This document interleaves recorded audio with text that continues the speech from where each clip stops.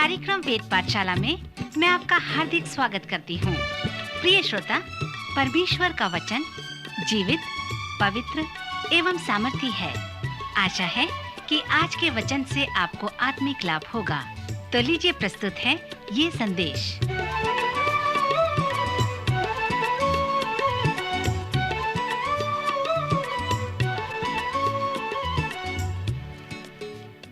वेद पाठशाला कार्यक्रम सुनने वाले हमारे सभी श्रोता मित्रों को हमारा प्यार भरा नमस्कार।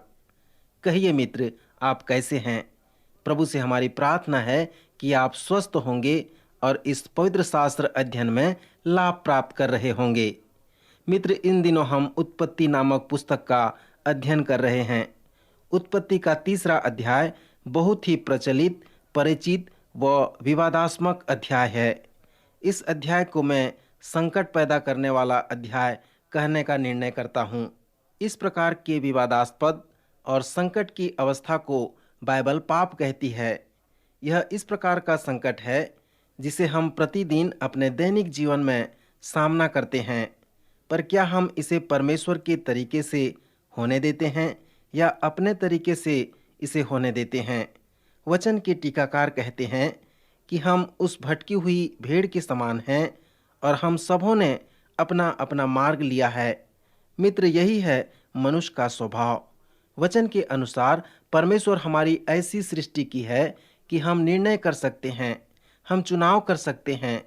यह चुनाव हम परमेश्वर की इच्छा से और अपने स्वयं की इच्छा से भी कर सकते हैं। उत्पत्ति के इस 3रे अध्याय में जो पहला पाप हुआ उसे यहाँ पर वर्णन किया गया है। यहाँ पर इच्छाओं के साथ युद्ध हुआ है। 2रे अध्याय के 9वें व 10वें पद में इसका वर्णन किया गया है कि परमेश्वर ने पूर्व की ओर अदन देश में एक वाटिका लगाई और वहां पर आदम को, जिसे उसने रचा था, रख दिया। और यहोवा परमेश्वर ने भूमि से सब भांति के वृक्ष जो देखने में मनोहर और जिनके फल खाने में अच्छे हैं उगा दिए, और वाटिका के बीच में जीवन के वृक्ष को और भले या बुरे के ज्ञान के वृक्ष को भी लगा दिया। मेरे मित्र, यहाँ पर प्रश्न पूछने योग्य बात यह है कि आदम और हवा अदन की वाटिका में क्या करते थे? जब आप 3रे अध्याय में आएंगे तब आप स्वयं प्रश्न पूछेंगे कि यह क्या कहता है, इसका क्या अर्थ है और विशेष करके मेरे लिए इसका क्या तात्पर्य है। जैसे हमने पिछले अध्ययन में बताया कि उत्पत्ति के पहले व 2रे अध्याय में मनुष्य व स्त्री के सृष्टि का वर्णन है, और जब परमेश्वर ने उन्हें एक साथ जोड़ा, वे एक तन के हुए, तो उनका यौन संबंध पाप नहीं कहलाया। कई लोग इसे पाप कहते हैं, पर मित्र, यह ऐसा नहीं है। हमने पिछले अध्ययन में देखा था कि कोई भी घटना ऐतिहासिक बन सकती है और यह घटना का रूपकात्मक महत्व भी हो सकता है। मित्र, इस रूपकात्मक शब्द से न डरें। गलतियों उसका 4था अध्याय 22 पद में पौलुस कहते हैं, अब्राहम के पास 2 पुत्र थे। मित्र, यह रूपकात्मक है। सो यह इतिहास है, पर यह रूपकात्मक भी है। यदि आप इस रूपकात्मक शब्द की परिभाषा जानना चाहते हैं तो वह इस तरह का है। रूपकात्मक वह कहानी है जिसमें लोग, स्थान और वस्तु का अन्य अर्थ हो जाता है। जैसे उत्पत्ति का 3रा अध्याय रूपकात्मक है। क्या आपने कभी भले या बुरे के ज्ञान के वृक्ष के पेड़ को देखा है? क्या आपने कभी जीवन के वृक्ष के पेड़ को देखा है? या क्या कभी आप आवाज को चलते हुए देखा या सुना है? यह सब उत्पत्ति के 3रे अध्याय के चिन्ह हैं। पौलुस प्रेरित ने कहा, यहूदी लोग चिन्ह ढूंढते हैं, अर्थात वे सुंदर भाषा के विषय में सोचते रहते हैं। और यही है बाइबल का अंतिम पुस्तक, प्रकाशित वाक्य, जिसमें बहुत ही सुंदर चिन्ह पाए जाते हैं। उत्पत्ति के 2रे अध्याय के 8वें एवं 9वें पद में हमें बताया गया है कि जिस वाटिका में परमेश्वर ने मनुष्य को रखा ताकि वो अपनी आवश्यकताओं की पूर्ति करे, यह परमेश्वर का उद्देश्य था कि वो मनुष्य को वाटिका में रखे ताकि वे पेड़ों से अपने दैनिक भोजन प्राप्त करें। परंतु वहां पर मनुष्य के लिए एक शर्त था कि वे उस वाटिका के भले या बुरे के ज्ञान के वृक्ष का फल नहीं खा सकते थे, पर यदि खाएंगे तो उसी दिन उनकी मृत्यु हो जाएगी। सो मित्र, यहाँ हम उत्पत्ति के दूसरे अध्याय के 8 और 9 पद से यही बातें सीखते हैं। अध्याय 3 में जब उन्होंने परमेश्वर की इच्छा में न चलकर अपने स्वयं का तरीका अपनाया और पाप किया और जीवन को न पाकर मृत्यु को प्राप्त किया। व्यवस्था विवरण उसके 8वें अध्याय 3 पद में मूसा ने इस तरह से इसे रखा जिसे प्रभु यीशु ने भी सुसमाचार में रखा। अर्थात प्रभु ने कहा कि मनुष्य केवल रोटी ही से नहीं परंतु हर एक वचन से जो परमेश्वर के मुख से निकलता है जीवित रहेगा। मित्र, यह है परमेश्वर के जीवित वचन के लिए परमेश्वर का उद्देश्य, ताकि मनुष्य ये जाने कि कैसे जीवित रहा जा सकता है। मनुष्य केवल रोटी या बाहर जाकर कुछ प्राप्त करके ही जीवित नहीं रहता। यदि सचमुच में मनुष्य को जीवित रहना है तो थोड़ा रुक कर देखें और परमेश्वर से कहे कि परमेश्वर, आप इस विषय में क्या कहते हैं? क्या आपके पास कोई वचन है? क्या इस विषय में मेरे लिए कोई दर्शन है? मूसा के अनुसार यदि मनुष्य जीवित रहना चाहता है तो वो परमेश्वर से कहे कि हे परमेश्वर, मेरे जीवन के लिए आप अपना वचन दीजिए ताकि मैं उस वचन के अनुरूप चल सकूं और जीवित रह सकूं। यहाँ पर उत्पत्ति के दूसरे और तीसरे अध्याय में परमेश्वर ने मनुष्य को वाटिका में रखा, अर्थात उसने मनुष्य को जीवन में रखा। फिर उसने कहा, मैं तुम्हारी आवश्यकताओं को जानता हूँ क्योंकि मैंने तुम्हें बनाया है, इसलिए तुम्हारी सारी आवश्यकताओं को मैंने वहाँ रख दिया है। मनोवैज्ञानिकों के अनुसार हमें जीवित रहने के लिए सभी वस्तुओं की आवश्यकता पड़ती है और इस सारी आवश्यकताओं में पहला है भोजन। परमेश्वर कहते हैं, यदि तुम मेरी बातों में बने रहोगे तो मेरी पेड़ जो तुम्हारी आँखों के जरूरत को पूरा करती है तो उसे पहले रखना होगा, और तब जबकि तुम्हें भोजन की आवश्यकता है तुम्हारे पास जीवन होगा। और यदि भोजन को पहला स्थान दोगे तो जीवन को नहीं प्राप्त कर सकोगे। मित्र, वचन जब यहाँ पर आँख की बात करता है तो वह शारीरिक आँख के विषय में नहीं कहता। मत्ती रचित सुसमाचार 6वां अध्याय 22 और 23 पद जो पहाड़ी उपदेश का एक भाग है, जिसमें प्रभु यीशु ने कहा, शरीर का दिया आँख है, इसलिए यदि तेरी आँख निर्मल हो तो तेरा सारा शरीर भी उजियाला होगा, परंतु यदि तेरी आँख बुरी हो तो तेरा सारा शरीर भी अंधियारा होगा। मित्र, यहाँ पर इस वचन से प्रभु का क्या तात्पर्य है? मैं नहीं सोचता कि प्रभु यहाँ पर हमारी वास्तविक आँख के विषय कह रहे थे। मैं सोचता हूँ कि उनके कहने का अर्थ यह था कि तुम वस्तुओं को कैसे देखते हो, यह एक महत्वपूर्ण प्रश्न है। आपका दृष्टिकोण कैसा है? आपके मन की तैयारी कैसी है? आप वस्तुओं को कैसे देखते हो?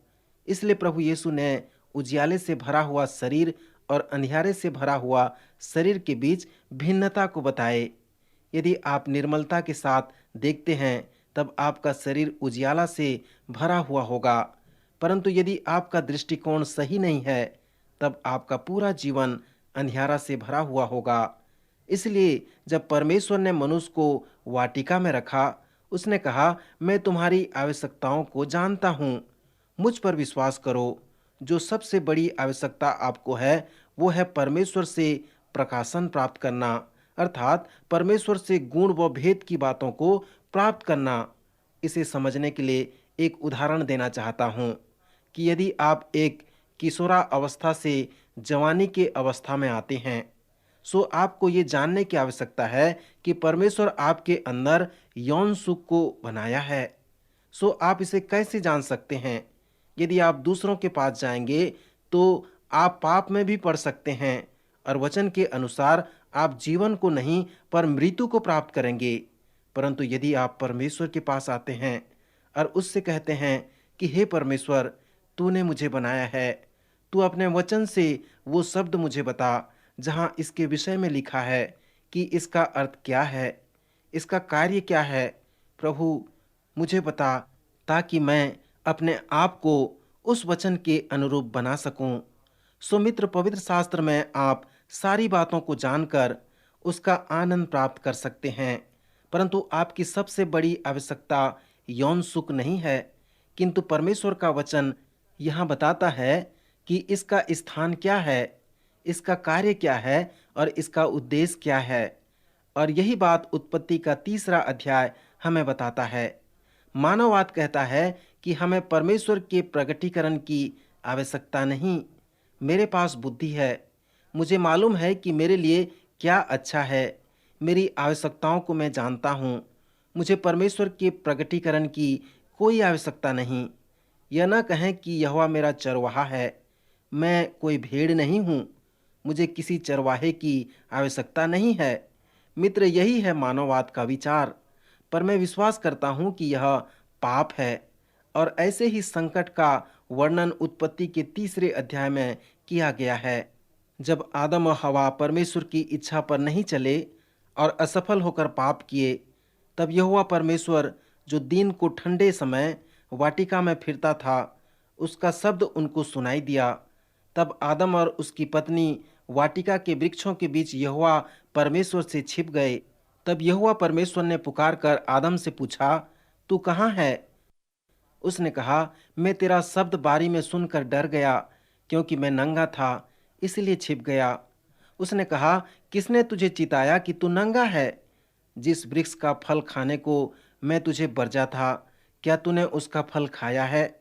आदम ने कहा, जिस स्त्री को तूने मेरे संग रहने को दिया, उसी ने वृक्ष का फल मुझे दे दिया और मैंने खाया। तब यहोवा परमेश्वर ने स्त्री से कहा, तूने यह क्या किया?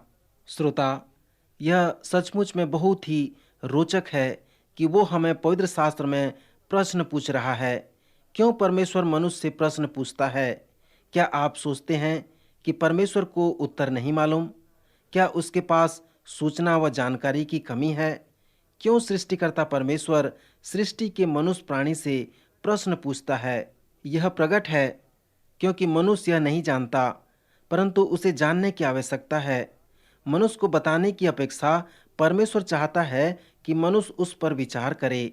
और वो ये भी चाहता है कि मनुष्य कुछ बातों को जाने, कुछ कार्यों को जाने और कुछ बातों में बने रहे। मनुष्य के लिए परमेश्वर का जो पहला प्रश्न था, वो था, तू कहाँ है? मित्र, ये प्रश्न बहुत ही गंभीर प्रश्न है। आप उस जवान व्यक्ति के विषय कहानी अवश्य सुने होंगे, जिसने दूसरे के घर को तोड़कर घुस गया। उसका मालिक जब अपने घर की ओर आ रहा था, तब उस जवान व्यक्ति ने कमरे को अंदर से बंद कर दिया। जब घर का मालिक अपने घर के पास आया और देखा तो उसके घर को किसी ने अंदर से बंद कर रखा है। जब उसने दरवाजे को जोर से धक्का दिया तो वह खुल गया और उसने वहां पर एक डाकू को खड़े हुए पाया। उसे देखकर घर का मालिक घबरा गया। उसने उस जवान व्यक्ति से कहा, तू यहाँ क्या कर रहा है? और उस जवान ने उत्तर दिया, अरे, हर एक व्यक्ति को किसी न किसी स्थान में रहना अवश्य है। इस कहानी में मजाक से अधिक सत्य नजर आता है। यहाँ पर सच्चाई यह है कि हर एक को किसी न किसी स्थान में रहना अवश्य है। जब परमेश्वर ने मनुष्य से प्रश्न पूछा कि तू कहाँ है, मित्र, ऐसे कुछ स्थान हैं जहाँ मनुष्य को पाया जाना चाहिए और ऐसे भी कुछ स्थान हैं जहाँ उसे नहीं पाया जाना चाहिए। और इसीलिए परमेश्वर ने प्रश्न पूछा कि तू कहाँ है। हाँ श्रोता, यह सच है कि प्रत्येक व्यक्ति को कहीं न कहीं होना अवश्य है, पर प्रश्न यह है कि हम कहाँ हैं। इस सिद्धांत को हम कभी न भूलें कि उत्पत्ति हमें बताता है कि जैसे यह था वैसे इसे हम समझ सकते हैं।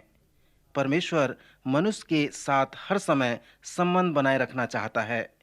क्या आपने कभी परमेश्वर की धीमी आवाज को सुना, जिसमें परमेश्वर आपसे पूछ रहे हों कि तुम कहाँ हो?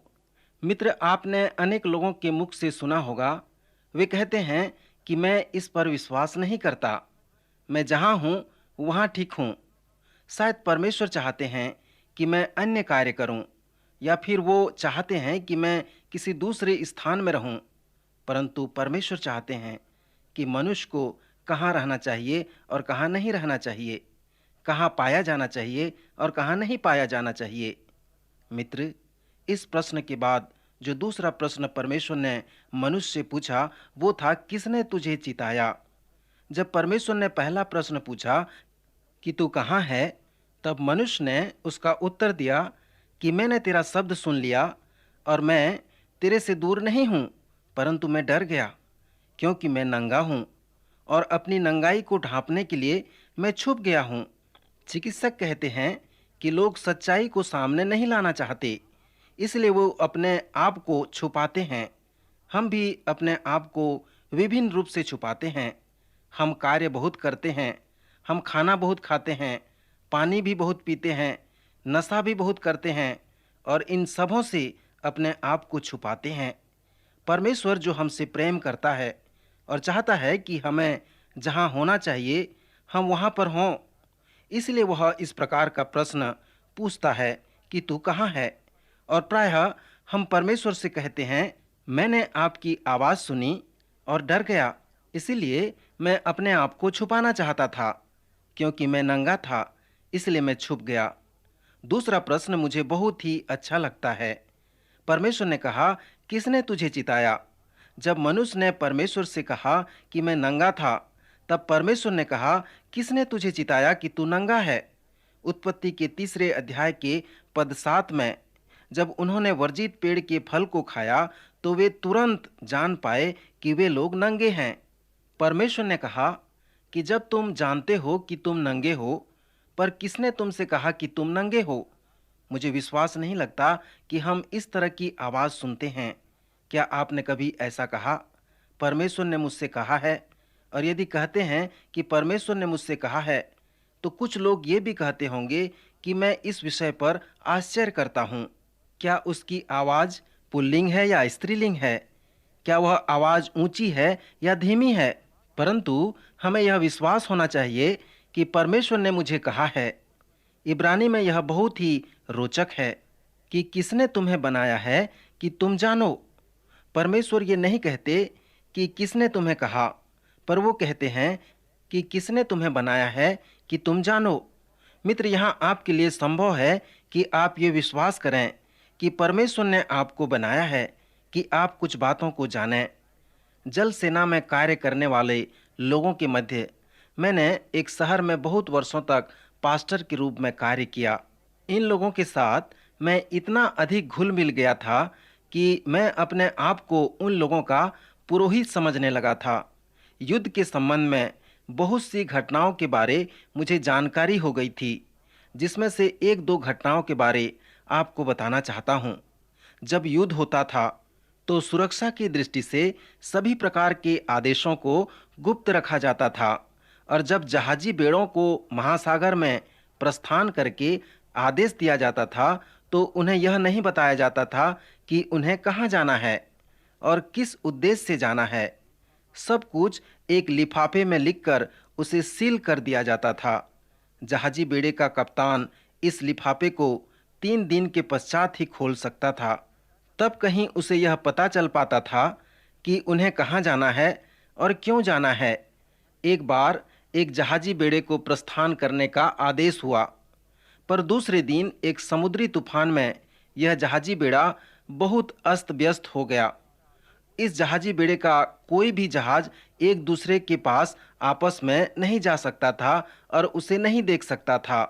तब इस बेड़े के एक छोटे जहाज को दूर क्षितिज में एक अमेरिकन बड़ा जहाज दिखाई दिया। इस जहाज ने अमेरिकन जहाज से संकेत द्वारा पूछा कि हम कहाँ हैं। बड़े अमेरिकन जहाज वालों को हंसी आ गई। उसने छोटे जहाज से पूछा कि तुम कहाँ से आए हो। छोटे जहाज ने संकेत देकर कहा कि हमें नहीं मालूम। तब बड़े जहाज ने संकेत देकर कहा, जब तुम्हें ये नहीं मालूम कि कहाँ से आए हो और कहाँ को जा रहे हो, तो तुम्हें ये भी जानने की आवश्यकता नहीं कि तुम कहाँ हो। श्रोता, उत्पत्ति में वर्णित घटना में सबसे बड़ी समस्या इसी प्रकार की थी। उन्हें दिशा निर्देश का ज्ञान नहीं था। जीवन में एक समय रहता है जिसका एक धार्मिक उद्देश्य होता है, परंतु आगे चलकर सभी प्रकार की धार्मिकता नैतिकता में बदल जाती है और प्रायः उससे समझौता कर लिया जाता है। परंतु धार्मिकता और नैतिकता अपने स्थान पर स्थिर बनी रहती है। बचपन के दिनों में मेरा एक विशिष्ट उद्देश्य हुआ करता था, परंतु नैतिकता तो अपने स्थान में स्थिर रहती थी। जवान बच्चों के बीच कार्य करते समय मुझे यह अनुभव हुआ कि बहुत से बच्चों का कोई धार्मिक उद्देश्य नहीं होता। वे नहीं जानते कि वे कहाँ से आए हैं और कहाँ जा रहे हैं? धार्मिक रूप से किस स्तर पर हैं? मेरे मित्र, परमेश्वर का दूसरा प्रश्न था कि किसने तुझे चिताया? इस संदर्भ में मुझे दूसरी कहानी याद आती है। एक ब्रिटेन का जहाजी बेड़ा महासागर में चल रहा था। इस जहाजी बेड़े के प्रधान जहाज ने उसे संकेत देकर दाहिने दिशा की ओर मुड़ने का आदेश दिया, परंतु वो ब्रिटिश जहाज उस निर्देश को पकड़ने में चूक गया और दिशाविहीन हो गया और अपनी दिशा में वापस आने के लिए बड़ी मेहनत करने लगा। तो प्रधान जहाज ने उससे पूछा कि उसका अभिप्राय क्या है। तो जहाज के कप्तान ने उत्तर दिया कि मैं एक खेती का फार्म खरीदना चाहता हूँ। वास्तव में वह व्यक्ति जल सेना में उचित रूप से कार्य नहीं कर पा रहा था, इसलिए वह जल सेना के कार्य को छोड़कर खेती का कार्य करना चाहता था। मेरी कहानी का तात्पर्य यह है कि वास्तव में पवित्र शास्त्र के अनुसार प्रभु यीशु मसीह की कलीसिया, मसीह की देह, या पुराने नियम के अनुसार परमेश्वर के लोग और नए नियम के अनुसार मसीह की कलीसिया उस जहाजी बेड़े की तरह हैं, और इस जहाजी बेड़े के मध्य में वह प्रधान जहाज स्वयं प्रभु यीशु मसीह हैं। यह वही प्रभु यीशु मसीह हैं जिसके लिए बाइबल के पुराने नियम में कहा गया था कि वह आने वाला है, और नए नियम के अनुसार यह वही है जो आ चुका है और आज भी जीवित है और इस पृथ्वी के ग्रह में विद्यमान है। यह वही प्रभु है जो मृत्यु पर जयवंत हुआ है और जीवित रूप में प्रत्येक स्थान पर विद्यमान है। यह वही है जो जहाजी बेड़े में प्रधान जहाज है और झंडा दिखाकर अन्य जहाज़ों को दिशा प्रदान करता है। वह हर समय दिशा निर्देश करता है और सभी मनुष्य जो उस जहाजी बेड़े में हैं, मैं समझता हूँ कि वे इसलिए विशिष्ट व्यक्ति नहीं हैं कि उनसे कभी भी दिशा निर्देश प्राप्त करने में चूक नहीं हुई, पर वे इसलिए विशिष्ट व्यक्ति ठहरते हैं कि उन्होंने कुछ निर्देशों को तो अवश्य प्राप्त किया है, परंतु कुछ निर्देशों को प्राप्त करने में चूक सकते हैं। परंतु इसका तात्पर्य यह नहीं कि वे जहाज के कार्यों को छोड़ दें और खेती के कार्य को करें। मेरे प्रिय श्रोता, हमें प्रधान जहाज अर्थात प्रभु यीशु मसीह पर अपनी आंखें केंद्रित करके रखना चाहिए। हमें परमेश्वर पिता के निर्देशों को प्राप्त करते रहना चाहिए। प्रथम प्रश्न कि तुम कहाँ हो से तात्पर्य यह है कि मनुष्य तो भटका हुआ है, पर अब समस्या यह है कि उसे वापस ढूंढ लिया जाए। परमेश्वर चाहता है कि मनुष्य इस बात को समझे कि वह भटक गया है। इसलिए परमेश्वर ने पूछा कि तुम कहाँ हो। मित्र, इससे परमेश्वर का तात्पर्य था कि क्या तुम यह अनुभव करते हो कि तुम कैसे भटक गए हो और आज भी भटक रहे हो। द्वितीय प्रश्न का तात्पर्य था कि परमेश्वर पिता अपनी सत्यता को हम पर प्रकट करना चाहते हैं। परमेश्वर सर्वप्रथम चाहता है कि हम जानें कि हम भटके हुए हैं, और दूसरे स्तर पर वह चाहते हैं कि हम यह अनुभव करें कि हम भटके हुए लोग हैं, और वह हमें रास्ता दिखाना चाहता है। अगले प्रश्न में परमेश्वर ने उनसे पूछा, क्या तुमने वर्जित पेड़ के फल को खाया? यदि परिस्थितिवश तुमने अनैतिकता के फल को खाया है और तुम्हारे जीवन में अशांति का राज्य है, तो तुम अपने अंतःकरण से पूछो कि क्या तुम्हारे अशांति का कारण परमेश्वर पिता के मार्गदर्शन की अवहेलना करने से तो नहीं है, या फिर इसलिए कि तुम परमेश्वर पिता के द्वारा दर्शाए हुए रास्ते से अनभिज्ञ हो और इसीलिए उसके पथ पर नहीं चल पा रहे हो? और क्या यह इसलिए तो नहीं कि तुम जानबूझकर परमेश्वर पिता से विरोध करना चाहते हो? परमेश्वर की योजना का तात्पर्य है कि हमें जीवन प्राप्त हो, और ऐसा जीवन जो बहुतायत का जीवन हो। सो मित्र, आज हमारा समय समाप्त हो रहा है। अगले कार्यक्रम में हम फिर मिलेंगे। प्रभु आपको आशीष दे।